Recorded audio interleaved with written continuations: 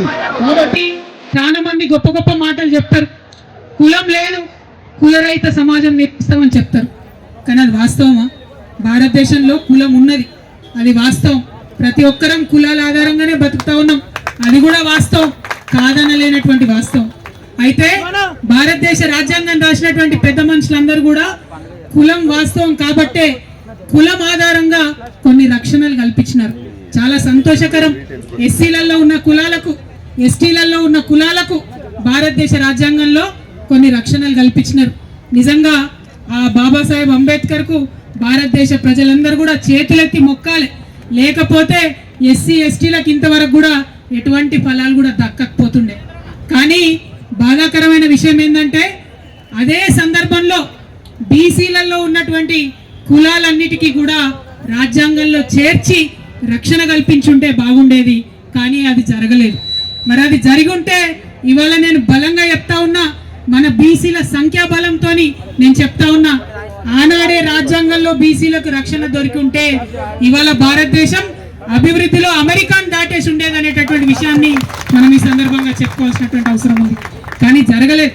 జరగకపోగా తర్వాత ఉన్నటువంటి ప్రభుత్వాలు ఎంతో మంది ఉద్యమాలు చేస్తే 1953లో నెహ్రూ గారు ఆనాడు ప్రధానమంత్రి ఉన్నప్పుడు మొట్టమొదటిసారి బీసీల మీద అధ్యయనం చేయడానికి కాకా కాలేల్కర్ కమిషన్ అని చెప్పి వేయడం జరిగింది.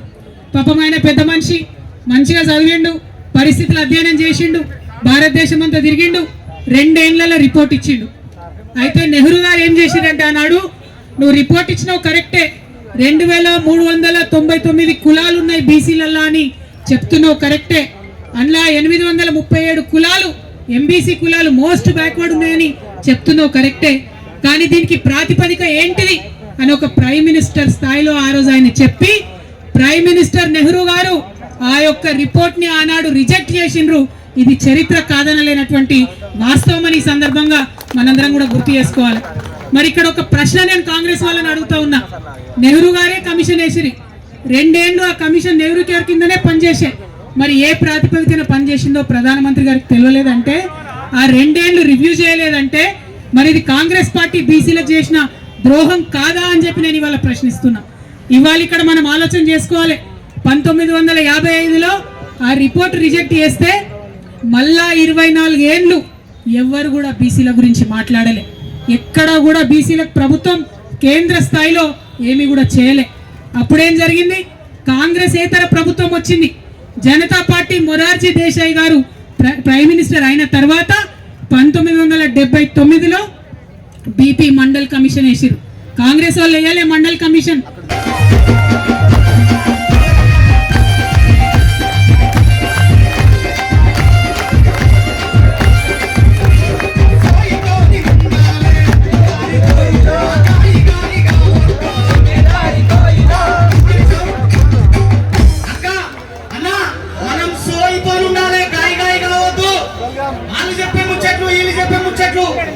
బీసీ డిక్లరేషన్ ఇచ్చి మోసం చేసినా లేదా? నా మాటలు నమ్మొద్దు. పిడికిలెత్తి ఉద్యమం చేయాలి. ఎట్లుండాలి? మీరు ఒకటి అడుగుతా, మీరు జిమ్మేదారి కొయ్యాలని అంటారా? అక్క అనాలే, మీరు నేర్పించిన పాటలకి ఇవన్నీ మేము కొత్తగా నేర్చుకోలే అనాలే.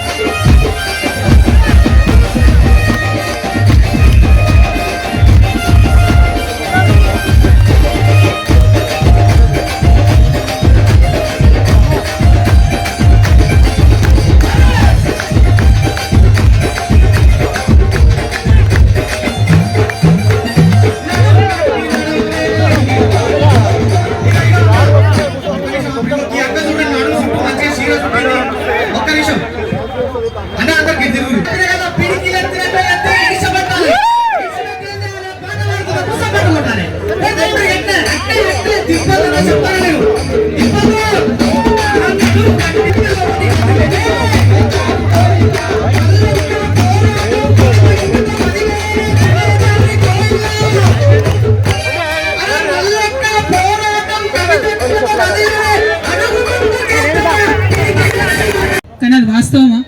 భారతదేశంలో కులం ఉన్నది, అది వాస్తవం. ప్రతి ఒక్కరం కులాల ఆధారంగానే బతుకుతా ఉన్నాం, అది కూడా వాస్తవం, కాదనలేనటువంటి వాస్తవం.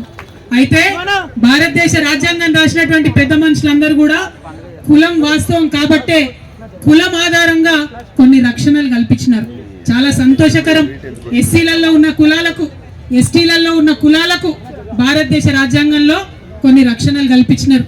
నిజంగా ఆ బాబాసాహెబ్ అంబేద్కర్కు భారతదేశ ప్రజలందరూ కూడా చేతులెత్తి మొక్కాలి. లేకపోతే ఎస్సీ ఎస్టీలకు ఇంతవరకు కూడా ఎటువంటి ఫలాలు కూడా దక్కకపోతుండే.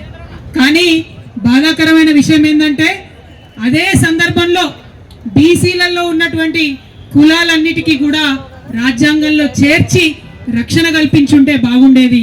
కానీ అది జరగలేదు.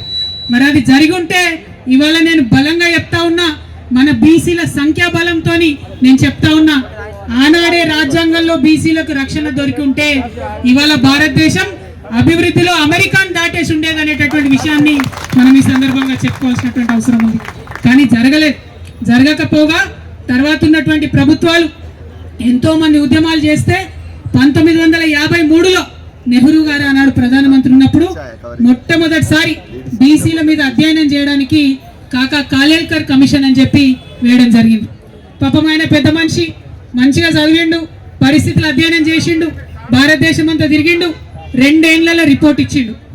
అయితే నెహ్రూ గారు ఏం చేసిండంటే ఆనాడు, నువ్వు రిపోర్ట్ ఇచ్చినావు కరెక్టే, 2399 కులాలు ఉన్నాయి బీసీలల్లో అని చెప్తున్నావు కరెక్టే, అందులో 837 కులాలు ఎంబీసీ కులాలు మోస్ట్ బ్యాక్వర్డ్ ఉన్నాయని చెప్తున్నావు కరెక్టే. కానీ దీనికి ప్రాతిపదిక ఏంటిది అని ఒక ప్రైమ్ మినిస్టర్ స్థాయిలో ఆ రోజు ఆయన చెప్పి, ప్రైమ్ మినిస్టర్ నెహ్రూ గారు ఆ యొక్క రిపోర్ట్ ని ఆనాడు రిజెక్ట్ చేసిండ్రు. ఇది చరిత్ర కాదనలేనటువంటి వాస్తవం అని ఈ సందర్భంగా మనందరం కూడా గుర్తు చేసుకోవాలి. మరి ఇక్కడ ఒక ప్రశ్న నేను కాంగ్రెస్ వాళ్ళని అడుగుతా ఉన్నా. నెహ్రూ గారే కమిషన్ వేసిరి, 2 ఏళ్ళు ఆ కమిషన్ నెహ్రూ గారి కిందనే పనిచేసే, మరి ఏ ప్రాతిపదికన పనిచేసిందో ప్రధానమంత్రి గారికి తెలియలేదంటే, ఆ 2 ఏళ్ళు రివ్యూ చేయలేదంటే మరి ఇది కాంగ్రెస్ పార్టీ బీసీలకు చేసిన ద్రోహం కాదా అని చెప్పి నేను ఇవాళ ప్రశ్నిస్తున్నా. ఇవాళ ఇక్కడ మనం ఆలోచన చేసుకోవాలి. 1955లో ఆ రిపోర్ట్ రిజెక్ట్ చేస్తే మళ్ళా 24 ఏళ్ళు ఎవ్వరు కూడా బీసీల గురించి మాట్లాడలే.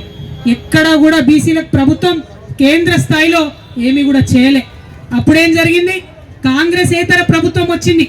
జనతా పార్టీ మొరార్జీ దేశాయ్ గారు ప్రైమ్ మినిస్టర్ అయిన తర్వాత 1979లో బీపీ మండల్ కమిషన్ వేసిరు. కాంగ్రెస్ వాళ్ళు వేయాలి మండల్ కమిషన్.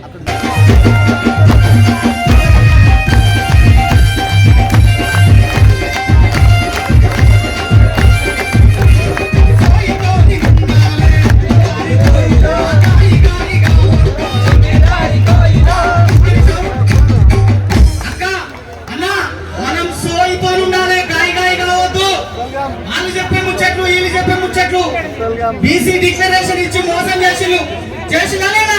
నా మాటలు నమ్మొద్దు. పిడికిలెత్తి ఉద్యమం చేయాలి. ఎట్లుండాలి మీరుగా? నేను ఒకటి అడుగుతా, మీరు జిమ్మేదారి పోయినానని అంటారా? అక్క అనాలే, మీరు నేర్పించిన పాటలే గీయండి, మేము కొత్తగా నేర్చుకోలే అనాలే.